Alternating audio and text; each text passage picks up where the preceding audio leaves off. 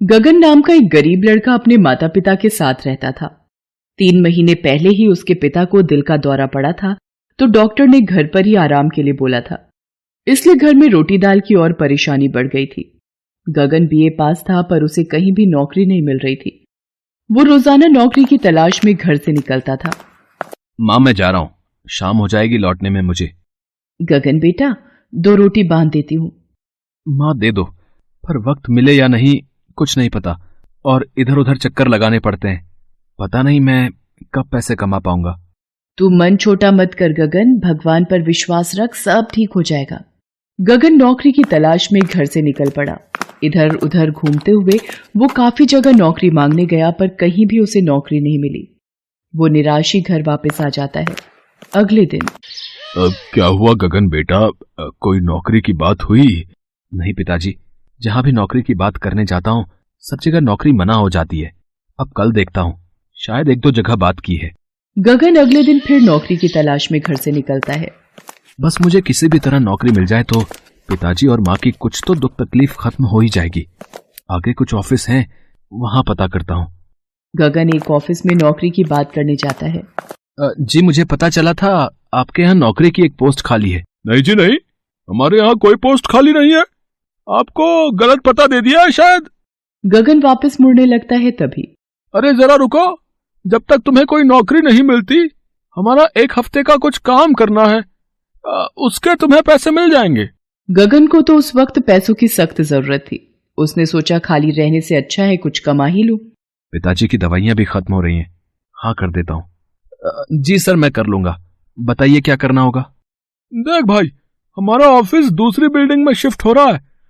उस बिल्डिंग में तुम्हें पूरी साफ सफाई देखनी है कि कर्मचारी ठीक से कर रहे हैं या नहीं, ठीक है? गगन बिल्डिंग का काम देखने लगता है। बिल्डिंग का मालिक उसे बताता है, ये बिल्डिंग पहले किसी फोन एजेंसी वालों के पास थी। जितने भी टूटे फूटे मोबाइल फोन मिले सब कबाड़ में डलवा देना, ठीक है ना? जी ठीक है, मैं करवा देता हूँ सर। और गगन सारा काम करवाने लगता है। 3-4 दिन में गगन बिल्डिंग की काफी साफ सफाई करवा देता है। वहां एक छोटा स्टोर भी बना हुआ था। गगन एक रोज वहां की सफाई करवाते हुए, अरे लाइट चली गई। स्टोर में तो अंधेरा है। मेरा मोबाइल तो बाहर टेबल पर रखा है। देखता हूं किसी फोन की फ्लैश लाइट जल जाए। ये तो सारे फोन खराब हैं। ये वाला देखता हूं। हाँ, इसकी फ्लैश लाइट जल गई। इस फोन की तो कंडीशन भी सही लग रही है। सर से पूछकर अगर मैं इसे रख लूं तो पिताजी को दे दूंगा। उनके पास भी फोन नहीं है। ये सोचकर गगन मालिक के पास आता है और कहता है, सर ये मोबाइल फोन मैं रख लूं? स्टोर में मिला है, मैं ठीक करवा लूंगा। रख ले, हमारे लिए तो यह कबाड़ ही है। हमें तो कबाड़ में ही बिकवाना है सब कुछ। हाँ। गगन फोन को जेब में डाल लेता है और घर ले आता है। रात के वक्त जब गगन लेटा हुआ था और उसके माता पिता सो चुके थे। अरे वो फोन तो जेब में ही रखा हुआ है। एक बार चेक करता हूं। पहले इसे चार्ज करना पड़ेगा, इसमें बैटरी भी खत्म है। गगन फोन को चार्जिंग पर लगा देता है। कुछ देर बाद फोन चार्ज हो जाता है। जैसे ही गगन फोन को ऑन करता है, अचानक उसमें से एक बड़े आकार का एलियन बाहर आ जाता है। गगन उसे देखकर घबरा जाता है। तुम कौन हो? मैं एलियन हूं और इस फोन में रहता हूं। धन्यवाद, आज तुमने इस फोन को चार्ज करके मेरा अपने गृह वापस जाने का रास्ता आसान कर दिया। मुझे कुछ भी समझ नहीं आ रहा। आखिर तुम यहां कैसे आए? बहुत वर्षों पहले की बात है। मैं अपने ग्रह से उड़न तश्तरी पर पृथ्वी लोक घूमने आया था, पर यहां मैं अपने आप को चार्ज नहीं कर पाया।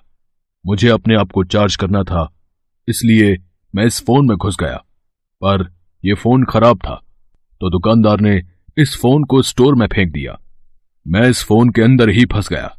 जब तक यह चार्ज नहीं होता मैं इसमें से बाहर नहीं आ सकता था।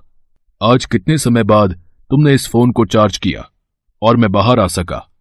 अब मैं अपने ग्रह वापस जा सकता हूं। इतनी देर में गगन की माँ आवाज लगा देती है, गगन बेटा जल्दी आ, लगता है तेरे पिताजी की तबीयत खराब हो रही है, इन्हें अस्पताल लेकर जाना पड़ेगा। पिताजी, गगन, सीने में बहुत तेज दर्द हो रहा है। माँ, पिताजी बेहोश हो गए। अब मैं क्या करूं माँ? अस्पताल पहुंचने में बहुत वक्त लग जाएगा।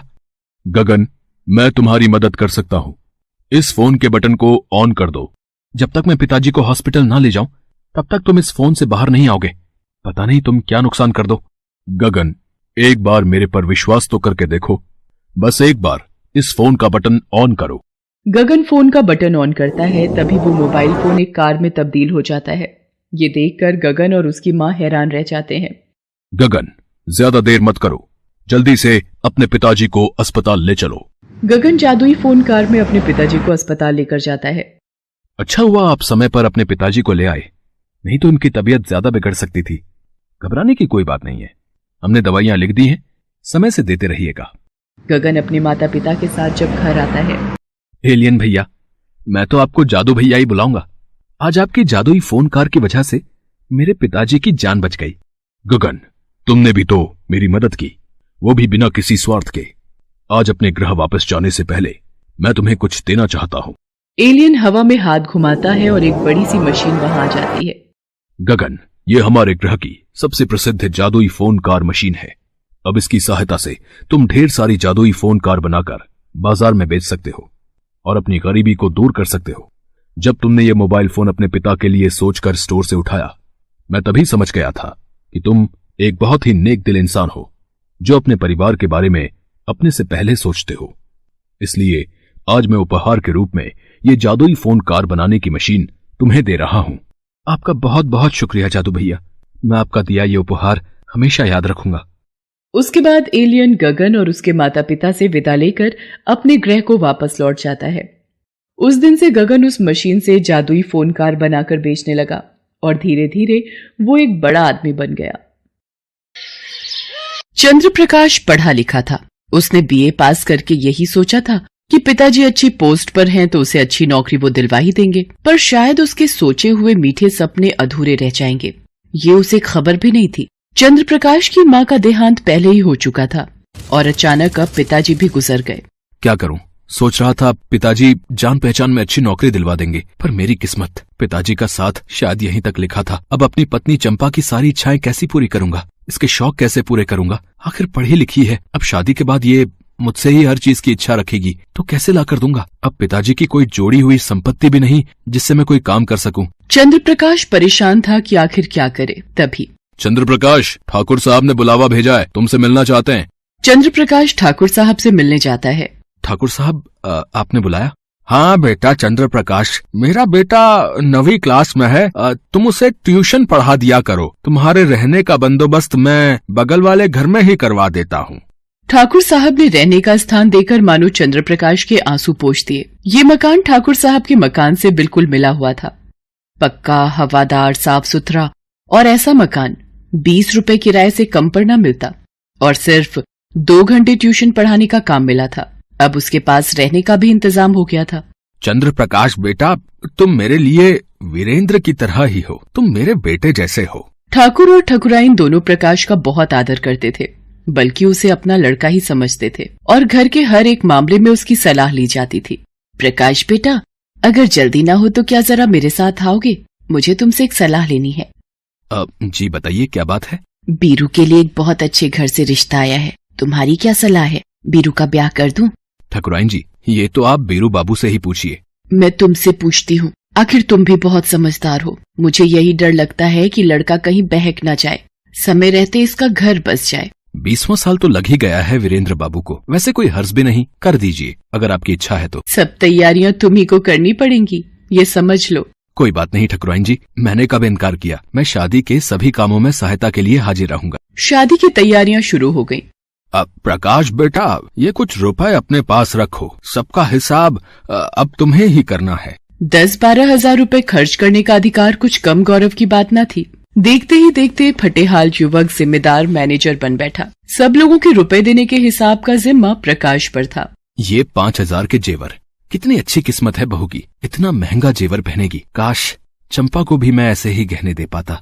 घर आकर प्रकाश इस बारे में चंपा से कहता है, 5,000 के जेवर बनवाए हैं ठाकुर साहब ने। बताओ, एक हम जैसे लोग जो 2 रोटी खाने को तरसते हैं, एक ठाकुर साहब जैसे लोग जो पैसे खर्च करने में जरा भी नहीं सोचते। अब इन रईस लोगों से हमारी क्या बराबरी? जिन्हें ईश्वर ने दिया है वही पहने, यहाँ तो रोकर मरने के लिए ही पैदा हुए हैं। चंपा, ये सब अपने बाप दादा की छोड़ी जायदाद के मजे उड़ा रहे हैं। ईश्वर भी अन्याय करता है।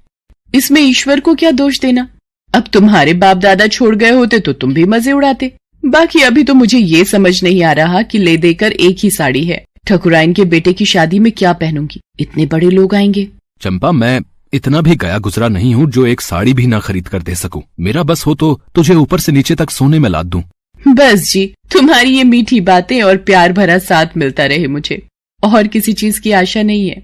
रात में भी सोते वक्त प्रकाश के दिमाग में वही सोने के जवाहरात घूम रहे थे। चंपा, इस शहर में ऐसे बढ़िया गहने बनते हैं, मुझे इसकी आशा न थी। अगर तुम ये गहने पहनो तो रानी लगोगी। सुनो जी, अब बस भी करो। गहनों की बात ना ही करो तो अच्छा है, फालतू में जी जला रहे हो। वैसे भी मैंने बहुत ऐसी देखी हैं जो जितना मर्जी गहनों से लदी हो फिर भी भद्दी ही दिखती हैं। वैसे जितना मर्जी कहो, ये अमीर लोगों का दिल नहीं होता। ठाकुर साहब के बेटे को मैं ट्यूशन पढ़ाता हूँ और अभी शादी का सारा इंतजाम मेरे हाथों में है। ठाकुर साहब भी मतलब के यार हैं। ये ना हुआ कि कहते इसमें से कोई चीज चंपा के लिए भी लेते जाओ। तुम भी कैसी बच्चों जैसी बातें करते हो? भला कोई अपनी बहू के खरीदे जेवर में से थोड़ी पकड़ा देगा कोई चीज पहनने को। चलो सो जाओ अब। पर प्रकाश की आंखों में नींद नहीं थी, वो तो कुछ और ही सोच रहा था। चुपचाप संदूक से गहनों की संदूकची निकाल लेता हूँ। अगर देख लेंगे तो बोल दूंगा किसी चोर की आहट थी। वैसे भी ठाकुर साहब मुझ पर आंख बंद करके विश्वास करते हैं। सारा इल्जाम नौकरों पर लगा दूंगा और कुछ दिनों में शादी के बाद कहीं और रहने चला जाऊंगा। फिर चंपा को ये गहने उपहार में देता रहूंगा। वो बेचारी भी शादी के बाद मुझसे कितनी आस लिए बैठी रहती है। अगले दिन चंपा प्रकाश के पास आती है।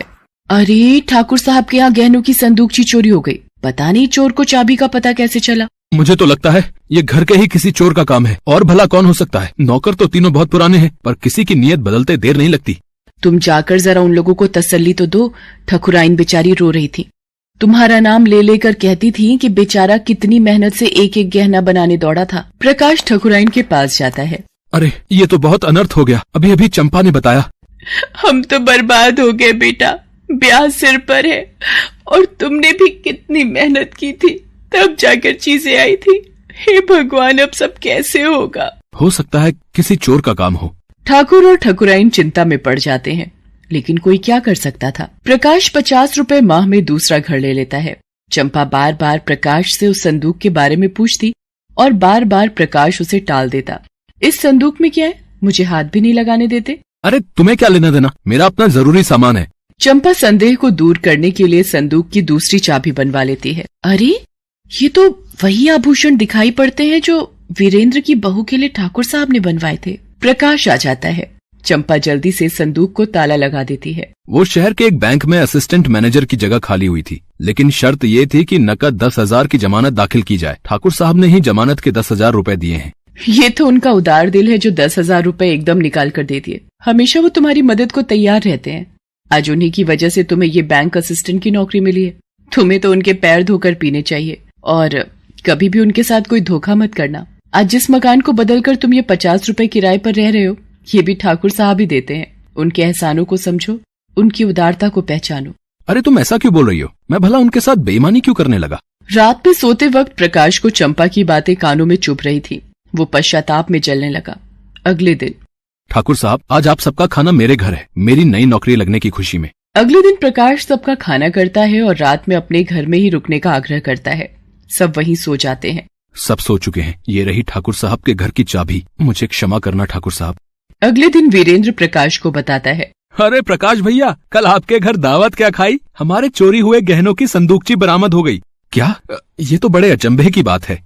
प्रकाश बेटा, बड़ी मुबारक दावत थी तुम्हारी। पूरा संदूक का संदूक मिल गया, एक चीज भी नहीं छुई, जैसे केवल रखने ही के लिए ले गया हो। बीरू की माँ तो कहती है कोई दैवी घटना है। आज मुझे भी देवताओं में श्रद्धा हो गई। आज इसी खुशी में हमारे यहाँ दावत होगी। घर लौटकर प्रकाश ने चंपा को ये खबर सुनाई कर उसके गले से चिपट गई और ना जाने क्यों रोने लगी, जैसे उसका बिछड़ा हुआ पति बहुत दिन बाद घर आ गया हो। प्रकाश की आंखों से भी आंसू निकल आए, मानो इस चमत्कार से उसके मन को आज कितनी शांति मिली हो। हेलो दोस्तों, कैसे हैं आप सब? हमारी कहानियाँ देखने के लिए हमारे चैनल को सब्सक्राइब कीजिए और हाँ, बेल आइकॉन पर क्लिक करना मत भूलिएगा।